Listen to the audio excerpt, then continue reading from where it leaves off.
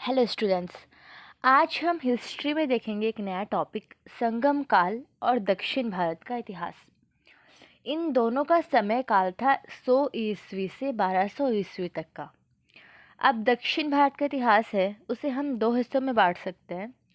पहला संगम काल और दूसरा दक्षिण भारत के राजवंश। तो संगम काल का जो समय है वो 100 ईस्वी से 300 ईस्वी तक का है।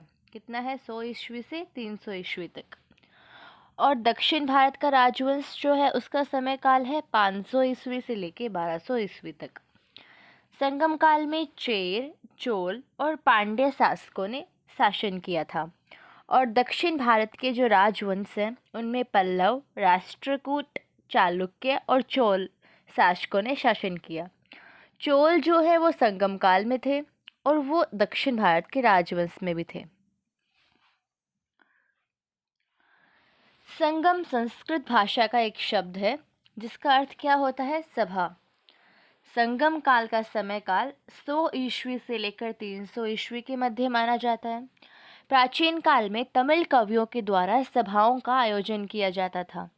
इन्हीं कवियों द्वारा सभा में कई तमिल साहित्य की रचना की गई और तमिल साहित्य को संगम साहित्य भी कहा जाता है। 8वीं सदी ईस्वी में तीनों संगमों का वर्णन मिलता है। कितने संगम हुए थे? 3 संगम। और पांड्य राजाओं के द्वारा इन संगमों को शाही संरक्षण प्रदान किया गया। यानी जो तीनों संगम हैं वो तीनों संगम पांड्य राजाओं के द्वारा ही संपूर्ण किए गए थे। पहला संगम मदुरा में हुआ था। इसकी अध्यक्षता ऋषि अगस्त्य ने की थी। द्वितीय संगम कपाटपुरम या फिर अलैवे में हुआ था, जिसकी अध्यक्षता ऋषि अगस्त्य और तौलकाप्पियम ने की थी। तृतीय संगम मदुरा में हुआ था, जिसकी अध्यक्षता नक्कीरार ने की थी। अब देखिए संगम काल का राजनीतिक इतिहास। तो संगम युग के दौरान दक्षिण भारत पर 3 राजवंशों ने, कौन कौन से? चेर, चोल और पांड्य, शासन किया था। इन राज्यों के बारे में जानकारी संगम काल के साहित्यिक संदर्भों से प्राप्त की जा सकती है। ठीक है।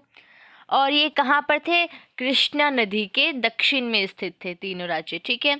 अब देखिए चेर राज्य के बारे में पहले। तो संगम काल के वंशों में चेर सबसे प्राचीन था। चेर का अर्थ क्या होता है? पर्वतीय देश। क्या होता है चेर का अर्थ? पर्वतीय देश। तो केरल का प्राचीन नाम ही चेर था। चेरों ने अपनी राजधानी वंजी अथवा करूर को बनाया था। धनुष जो है इनका प्रतीक चिन्ह था। इतिहास में चेर कवियों ने शेन गुट्टवन, जिसे लाल चेर के नाम से भी जाना जाता है, उसे सबसे महान चेर राजा बताया। सबसे महान चेर राजा कौन थे? लाल चेर। ठीक है। कणगी पूजा, जिसे पत्नी पूजा कहते हैं, उसकी शुरुआत भी लाल चेर ने की थी। ये इसका एक मुख्य काम है जो हमारे पास क्वेश्चन आ जाता है एग्जाम में कि कणगी पूजा की शुरुआत किसने की थी? तो शेन गुट्टवन ने की थी, जिसे लाल चेर कहते हैं, उसने की थी। चेर वंश का एक और प्रसिद्ध राजा था, कौन? आदिगेमान। इसे आदिगेमान ने दक्षिण भारत में गन्ने की खेती की शुरुआत की थी। किसने? आदिगेमान ने ही दक्षिण भारत में गन्ने की खेती की शुरुआत की थी। अब हम देखेंगे चोल वंश के बारे में। दक्षिण भारत के इतिहास में चोल वंश बहुत प्रसिद्ध था। चोल वंश का इतिहास 3री शताब्दी में देखने को मिलता है।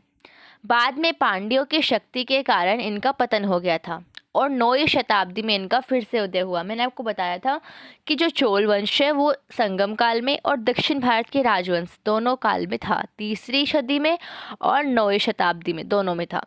तो चोल वंश के बारे में प्रथम जानकारी हमें पणिनि की रचना है अष्टाध्यायी, उससे मिलती। चोल जो थे उन्होंने मंतूर, उरेयूर और तंजावुर इन्हें अपनी राजधानी बनाया था। चोलों का प्रतीक चिन्ह क्या था? बाघ। चोल वंश के प्रमुख शासक 2 हुए, करिकाल और एलारा। करिकाल के बारे में देखें तो चोलों का पहला महानतम शासक था करिकाल। कावेरी नदी के किनारे 160 किलोमीटर बांध का निर्माण करवाया था। किसने? करिकाल ने। और प्रसिद्ध पुहार बंदरगाह जो कावेरी पत्तनम में, इसका निर्माण भी करिकाल ने ही करवाया था। ठीक है, ये देख लेना एक बार। अब देखें एलारा, तो एलारा ने श्रीलंका को जीतकर उस पर 50 वर्षों तक शासन किया था। ये एलारा की उपलब्धि है। ठीक है, ये दो प्रमुख राजा हुए हैं चोल वंश में, करिकाल और एलारा। अब देखिए पांड्य साम्राज्य के बारे में। तो पांड्य वंश की प्रथम जानकारी मेगस्थनीज की जो पुस्तक है इंडिका, उससे हमें पांड्य राजाओं ने ही तीनों संगमों का आयोजन किया था। ये हमने पहले भी आपको बताया था, 3 संगम, 2 मदुरा में हुए थे और एक कपाटपुरम अलेवे में हुआ था। तो जो 3 संगम हुए थे, 3 जो संगम है वो पांड्य साम्राज्य जो थे उन्हीं के काल में हुए थे, उन्हीं के राजाओं द्वारा करवाए गए थे। पांड्य वंश मात्र सत्तात्मक था। इसकी राजधानी क्या थी? मदुरई। इनका प्रतीक चिन्ह मछली था। इस वंश का प्रसिद्ध शासक कौन हुआ? नोडियोन। कौन हुआ था? नोडियोन इस वंश का प्रसिद्ध शासक था। इसी ने समुद्र पूजा की शुरुआत की थी। यह राज्य मोतियों के लिए काफ़ी प्रसिद्ध था। आगे चलकर 5वीं शताब्दी के बाद पांड्यों की शक्तियाँ क्षीण हो गई थी। संगम काल के प्रमुख साहित्य देखें तो तोल्कापियम, जिसे तोल्कापियर ने लिखा था, और शिल्पाधिकारम, जिसे इलांगो आदिगल ने लिखा था। तमिलों के प्रमुख देवता कौन थे? मुरुगन, जिसे कार्तिकेय कहते हैं, शिवपुत्र कार्तिकेय, ये तमिलों के प्रमुख देवता थे। आपको वीडियो कैसा लगा? अगर वीडियो अच्छा लगा तो वीडियो को लाइक कीजिए, चैनल को सब्सक्राइब कीजिए, और किस तरह की वीडियो चाहिए इसके लिए आप मुझे कमेंट कर सकते हैं। PDF नोट्स के लिए आप टेलीग्राम ग्रुप को ज्वाइन कर सकते हैं। All the best.